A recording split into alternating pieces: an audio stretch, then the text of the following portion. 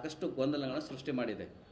ವೀರಶೈವ ಮಹಾಸಭಾ ಏನನ್ನ ಗೊಂದಲಗಳನ್ನು ಕ್ರಿಯೇಟ್ ಮಾಡಿದೆ ಅಂತಂದರೆ, ಜಾತಿ ವೀರಶೈವ ಲಿಂಗಾಯತರು ಅಂತ ಒಂದಂತ ಹೇಳೋ ಬದಲು ಅವ್ರು ಹೇಳ್ತಾರೆ ಧರ್ಮದಲ್ಲಿ ವೀರಶೈವ ಲಿಂಗಾಯತ ಬರ್ಸ್ರಿ ಅಂತ ಹೇಳ್ತಾ ಇದ್ದಾರೆ. ಸೊ ವೀರಶೈವ ಲಿಂಗಾಯತ ಧರ್ಮದ ಮಾನ್ಯತೆ ಸಿಕ್ಕಿಲ್ಲ.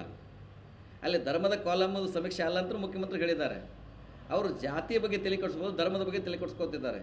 ಈಗಾಗಲೇ ನಿಮಗೆ ಗೊತ್ತಿರಲಿ, 2003ನೇ ಇಸ್ವಿಯಲ್ಲಿ ವೀರಶೈವ ಲಿಂಗಾಯತ ಧರ್ಮದ ಮಾನ್ಯತೆ ತಿರಸ್ಕೃತವಾಗಿದೆ.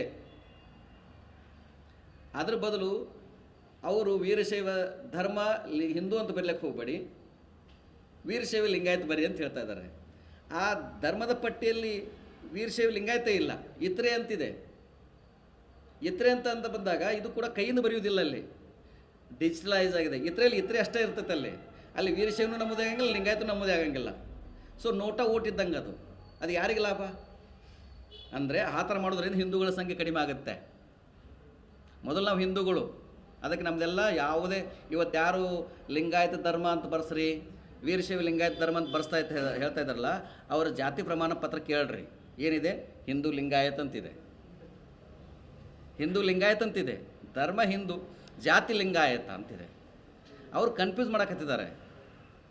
ಅದಕ್ಕೆ ಜನಗಳಿಗೆ ಕನ್ಫ್ಯೂಸ್ ಮಾಡ್ಲಿಕ್ಕೆ ಹೋಗಬೇಡಿ. ಅದಕ್ಕೆ ವೀರಶೈವ ಮಹಾಸಭಾ ಗೊಂದಲದ ಗೂಡಾಗಿದ್ದೆ. ಯಾರು ಗೊಂದಲದಲ್ಲಿದ್ದಾರೋ ಅವರು ಗೊಂದಲವನ್ನು ಸೃಷ್ಟಿಸ್ತಾರೆ.